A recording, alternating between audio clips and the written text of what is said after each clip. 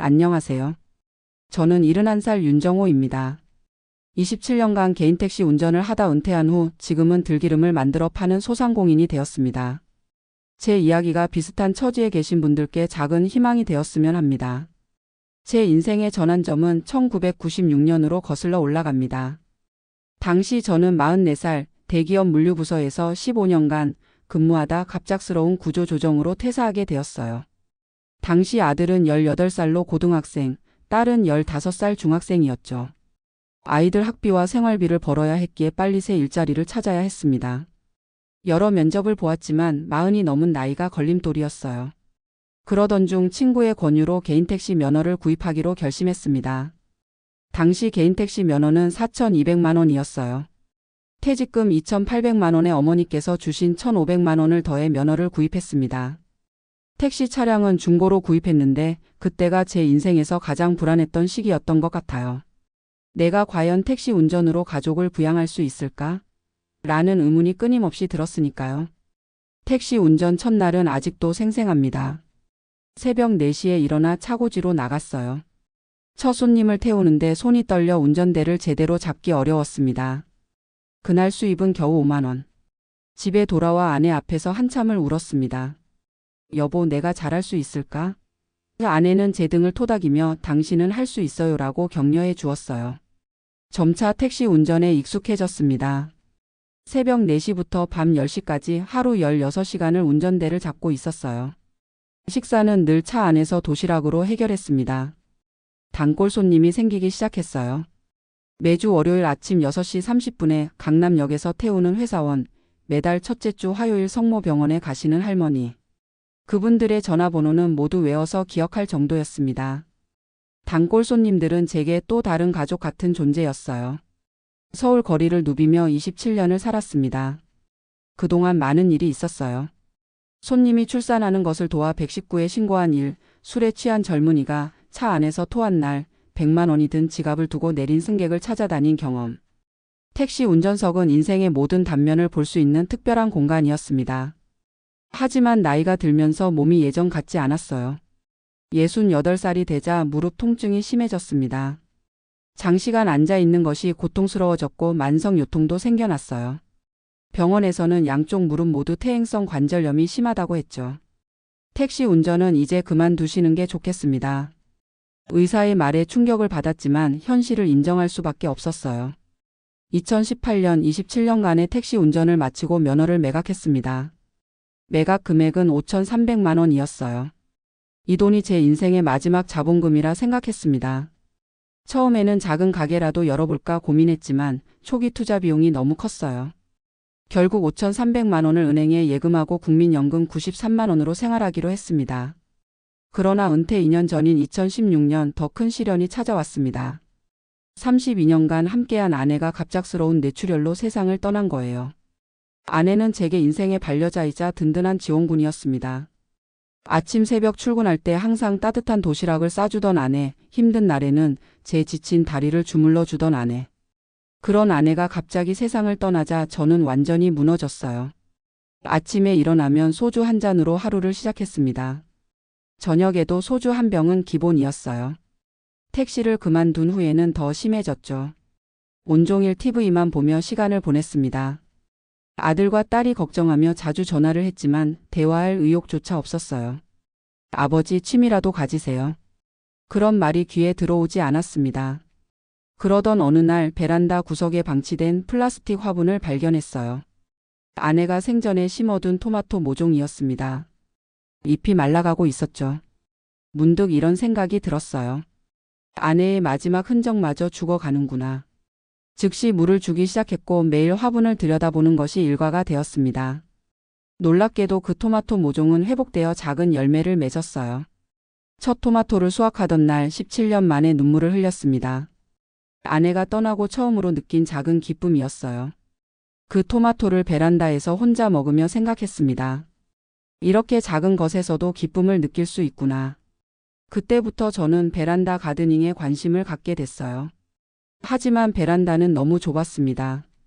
그러던 중 아파트 관리사무소에서 옥상 유휴 공간을 텃밭으로 활용할 수 있다는 공고를 보았어요. 즉시 신청했고 월 관리비 5만 원 추가 부담 조건으로 5평 규모의 텃밭을 사용할 수 있게 되었습니다. 2019년 봄 저는 아파트 옥상 텃밭에 첫 씨앗을 뿌렸습니다. 무작정 상추, 고추, 쑥갓, 방울토마토 등을 심었어요. 농사 경험이 전혀 없었기에 인터넷 검색으로 배운 대로 했지만 결과는 기대 이하였습니다. 상추는 벌레가 갉아먹었고 고추는 열매가 잘 맺히지 않았으며 방울토마토는 너무 작았어요. 콘크리트 위의 농사는 제가 생각했던 것과 달랐습니다. 실망스러웠지만 포기하지 않았어요. 문득 제 어린 시절 기억이 떠올랐습니다. 강원도 외가에서 초등학교 시절을 보냈는데 외할아버지께서 들깨를 많이 기르셨거든요.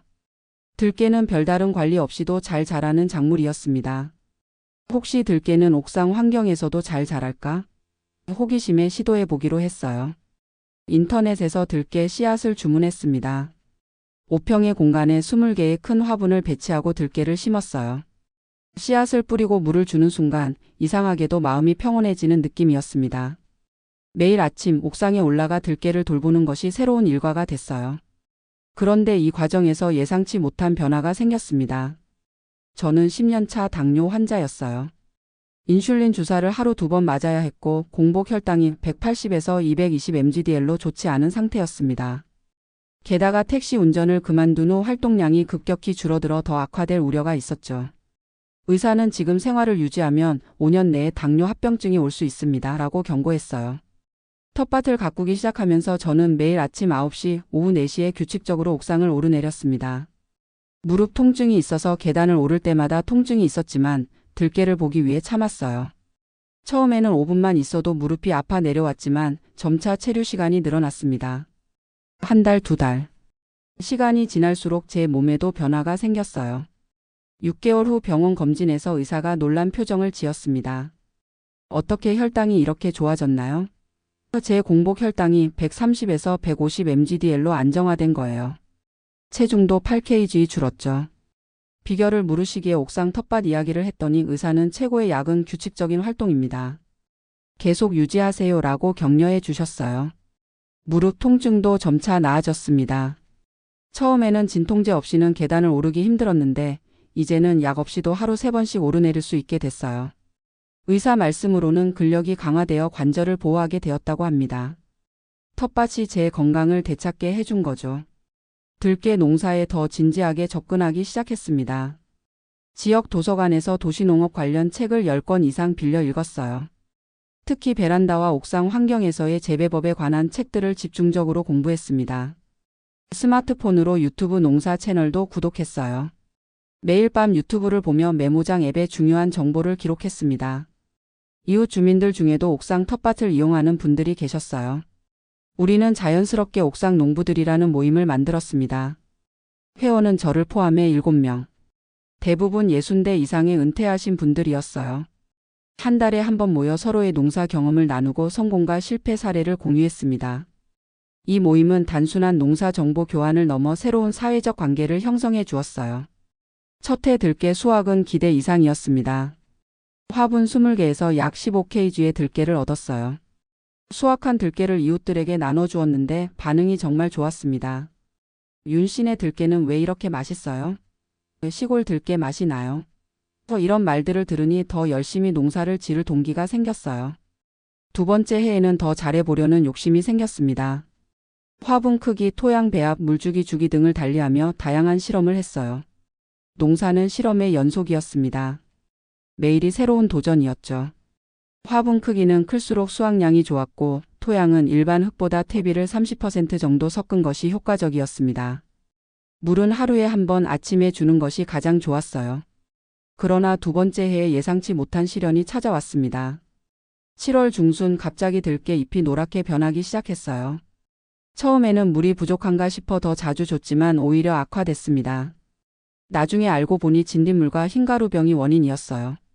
농약을 쓰고 싶지 않았기에 천연 방제법을 찾아봤지만 효과가 미미했습니다. 결국 그해 들깨는 대부분 병충해로 피해를 입어 수확량이 급감했어요. 겨우 5kg 정도만 수확할 수 있었습니다. 좌절감에 빠져 포기하려던 순간 농업기술센터에서 무료 상담 서비스를 제공한다는 정보를 알게 됐어요. 즉시 방문해서 제 상황을 설명했습니다. 전문가의 조언은 명확했어요. 도시 대기오염에 강한 들깨 품종으로 바꿔보세요. 그리고 흙 대신 코코피트와 퇴비를 혼합한 배지를 사용하면 좋습니다. 해충 관리 방법도 배웠어요. 현미식초와 물을 1대9 비율로 섞어 분무하는 방법이 효과적이었습니다. 전문가의 조언대로 세 번째 해부터는 농사 방식을 완전히 바꿨어요. 더 나아가 옆동 아파트 관리소장님께 부탁해서 그 아파트 옥상 공간도 사용하게 되었습니다. 재배 면적이 5평에서 15평으로 3배 확장된 거죠.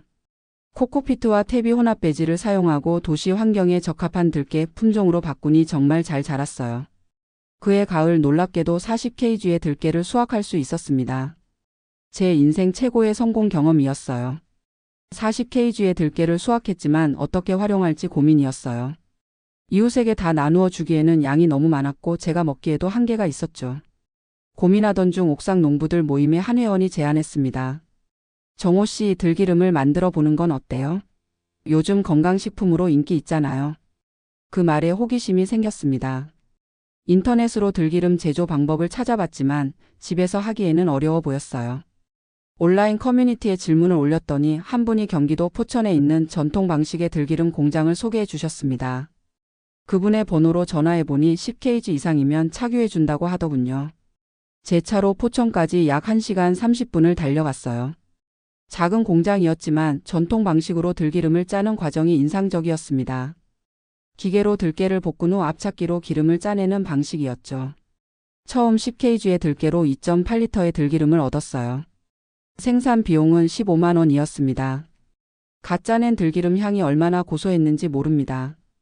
그 자리에서 조금 맛보았는데 시중에서 파는 것과는 차원이 달랐어요. 들기름을 집으로 가져와 스테인리스 용기에 나눠 담았습니다. 처음에는 아파트 주민 20가구에 시음용으로 50ml씩 무료로 나눠드렸어요. 우리 아파트 옥상에서 재배한 들깨로 만든 들기름입니다. 한번 드셔보세요. 생각보다 반응이 뜨거웠어요. 마트에서 파는 것보다 훨씬 고소해요. 손주 아토피에 발라주니 좋아요. 어디서 살 수 있나요? 등의 질문이 쏟아졌습니다. 주민들의 추가 구매 요청이 있어서 300ml 병에 담아 1만 원에 판매하기 시작했어요. 첫 판매는 아파트 단지 내 게시판에 작은 안내문을 붙이는 것으로 시작했습니다. 생각보다 많은 분들이 관심을 보여주셨어요. 첫 주문은 15병이었습니다. 15만 원의 매출. 비록 작은 금액이지만 제 인생 첫 사업 수익이었어요. 주문이 늘어나자 더 체계적으로 관리해야 할 필요성을 느꼈습니다. 아들의 도움을 받아 라벨을 디자인했어요. 윤씨 농부의 옥상 들기름이라는 브랜드를 만들었습니다. 라벨에는 생산일자, 원산지, 보관 방법 등 기본 정보와 함께 도시 옥상에서 자란 무공해 들깨로 만든 프리미엄 들기름이라는 문구를 넣었어요. 아들이 제안했습니다. 아버지, 주변 오일장에 나가보는 건 어떠세요? 더 많은 고객을 만날 수 있을 거예요. 생각해보니 좋은 아이디어였어요. 의정부 재래시장 오일장에 문의해보니 월 사용료 15만 원에 자리를 빌릴 수 있었습니다. 2021년 3월 처음으로 오일장에 노점을 열었어요. 장날 아침 6시 설렘과 긴장감으로 시장에 도착했습니다. 작은 테이블 하나와 간이 의자 그리고 들기름 50병을 가지고 갔어요. 첫날은 8병 정도 팔리면 성공이라고 생각했는데 놀랍게도 오후 3시에 모든 병이 완판되었습니다. 순수익 30만 원. 택시 운전할 때보다 훨씬 적은 금액이지만 기쁨은 비교할 수 없이 컸습니다. 비결은 사람들과의 소통이었어요. 저는 단순히 들기름을 팔지 않고 그 들기름이 탄생하기까지의 이야기를 들려드렸습니다. 옥상 농부가 된 계기, 들깨 재배 과정, 수확의 기쁨, 들기름 제조 방법까지. 고객들은 제 이야기에 귀 기울여 주셨어요.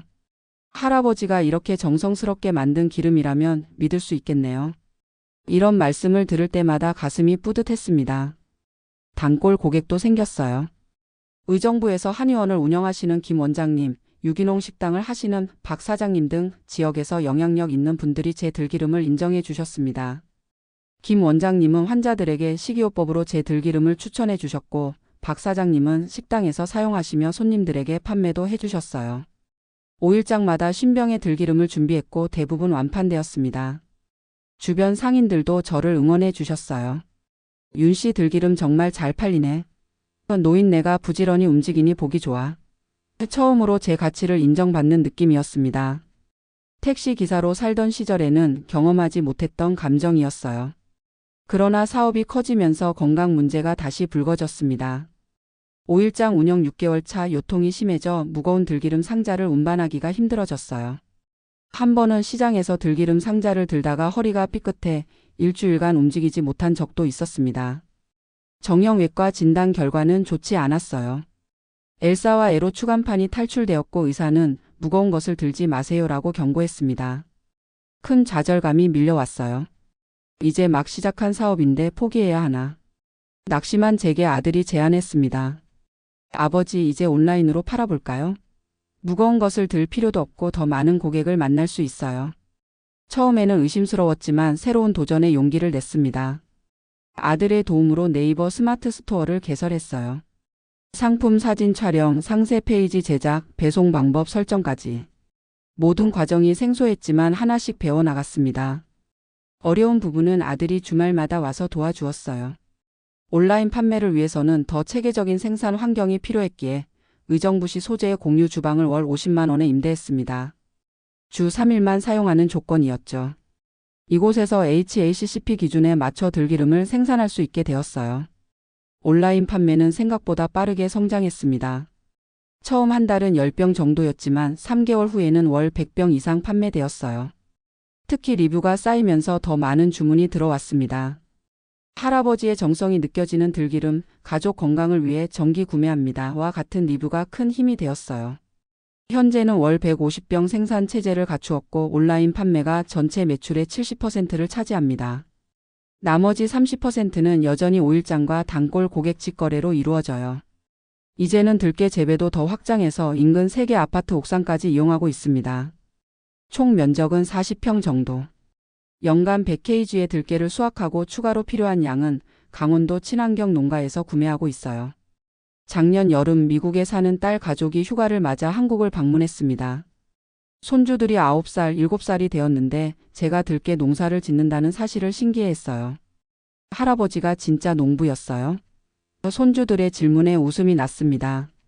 아니, 할아버지는 원래 택시 기사였단다. 농부는 3년 전부터야. 손주들과 함께 들깨 수확을 했어요. 들깨 씨앗을 털고 바람에 까끌까끌을 날리는 작업을 게임처럼 즐겼습니다. 손주들이 너무 좋아해서 행복했어요. 딸이 저에게 말했습니다. 아버지, 은퇴 후 이렇게 행복해 하실 줄 몰랐어요. 택시 운전할 때는 항상 피곤해 보이셨는데. 그 말을 들으니 가슴이 뭉클했어요. 정말 지금이 제 인생에서 가장 행복한 시간이라는 생각이 들었습니다. 딸과 손주들이 미국으로 돌아간 후에도 영상통화로 들깨 성장 과정을 공유했어요. 손주들은 미국 집 베란다에 작은 화분을 놓고 들깨를 심었다고 하더군요. 아직 수확은 못했지만 그런 모습을 보니 제 삶의 지혜가 다음 세대로 이어지는 것 같아 행복했습니다. 이제 제 연 매출은 800만 원 정도입니다. 세금과 각종 비용을 제외하면 월 평균 순수익은 70만 원 정도예요. 국민연금 93만 원과 합치면 월 163만 원의 소득. 택시 운전할 때보다 적지만 오히려 더 여유롭게 느껴집니다. 무엇보다 제가 좋아하는 일을 하고 있다는 사실이 중요해요. 물론 사업을 하면서 어려운 점도 있었어요. 지난 겨울 들기름 배송 중 병이 깨져 반품되는 일이 몇 번 있었습니다. 포장 방법을 개선해야 했어요. 또 온라인 주문이 갑자기 늘어 생산이 따라가지 못할 때도 있었고 공유 주방 사용 일정이 겹쳐 애를 먹기도 했죠. 하지만 이런 문제들은 하나씩 해결해 나갔습니다. 지금은 전문 포장재를 사용해 파손율을 거의 제로로 만들었고 주방 사용 일정도 한 달 단위로 미리 예약하고 있어요. 건강도 크게 개선되었습니다. 당뇨 수치가 정상화되어 공복 혈당이 110에서 130 mg/dl 정도로 유지되고 있어요. 인슐린 주사도 하루 한 번으로 줄었습니다. 체중도 12kg나 감량되어 무릎 통증이 크게 줄었어요. 규칙적인 생활과 적절한 신체 활동이 약보다 효과적이었던 것 같습니다. 무엇보다 정신적으로 건강해졌어요. 아내가 떠난 후 찾아온 우울감이 완전히 사라졌습니다. 매일 아침 아내 사진에게 그날의 일과를 말하는 것이 습관이 되었어요. 여보, 오늘은 들기름 30병을 판매했어요. 당신 덕분에 시작한 일인데 이렇게 잘 되네요. 아내가 베란다에 심어놓은 토마토 모종이 지금의 저를 만들었다고 생각하면 가슴이 벅차오릅니다. 사업을 확장하기 위한 새로운 시도도 하고 있어요. 얼마 전 유튜브 윤세 할배의 옥상농부 일기 채널을 개설했습니다. 구독자는 1200명 정도로 많지 않지만 꾸준히 늘고 있어요. 들깨 재배 과정, 들기름 만드는 법, 들기름을 활용한 요리법 등을 소개하고 있습니다. 영상 촬영과 편집은 인근에 사는 대학생 아르바이트생의 도움을 받고 있어요. 주 1회 업로드를 목표로 하고 있습니다. 들기름 활용법에 관한 콘텐츠도 늘리고 있어요. 들기름 드레싱 만드는 법, 들기름을 활용한 피부 마사지법 등 다양한 정보를 제공하고 있습니다.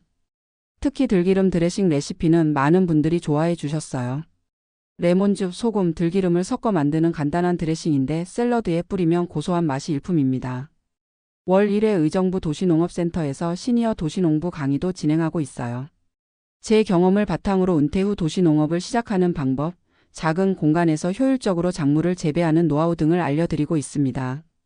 강사료로 회당 15만 원을 받는데 부수입이라기보다는 지식 나눔의 기쁨이 더 큽니다. 추가 제품 개발도 계획 중이에요.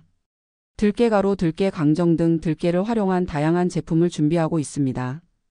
특히 들깨가루는 샐러드나 국에 뿌려 먹으면 고소한 맛을 더해주는데 시제품을 만들어 지인들에게 시식을 부탁했더니 반응이 좋았어요. 올해 안에 정식 출시할 계획입니다.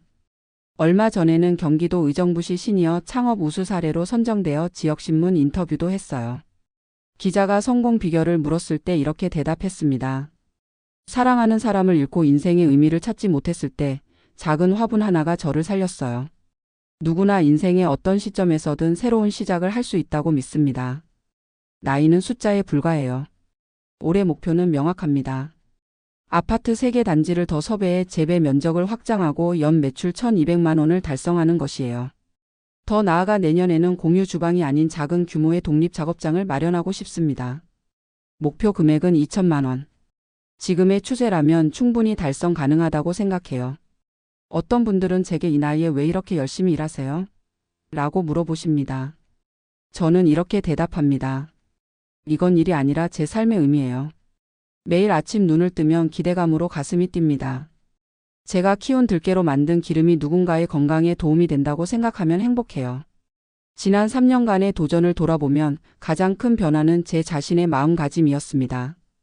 아내를 잃고 은퇴 후 미래에 대한 불안감과 상실감으로 가득 찼던 저는 이제 매일을 감사함으로 시작합니다. 텃밭에서 자라는 들깨를 보며 계절의 변화를 느끼고 수확의 기쁨을 경험하면서 인생의 소중함을 다시 깨닫게 되었어요. 택시 운전을 하던 시절에는 매일이 똑같았습니다. 출퇴근 시간에 맞춰 승객을 태우고 항상 시간에 쫓기며 살았어요. 하지만 지금은 제가 시간의 주인입니다. 들깨가 자라는 속도에 맞춰 제 삶의 템포도 조절됩니다. 봄에는 씨를 뿌리며 희망을 품고 여름에는 성장을 지켜보며 인내를 배우고 가을에는 수확의 기쁨을 누리며 감사함을 느끼며 겨울에는 휴식하며 다음을 준비합니다. 이런 자연의 리듬 속에서 살아가는 것이 얼마나 소중한지 이제야 알게 되었어요. 71살의 나이지만 매일 아침이 기다려집니다. 옥상 텃밭에 올라 들깨를 돌보고 들기름을 만들어 판매하고 고객들의 감사 메시지를 받는 일상이 행복합니다.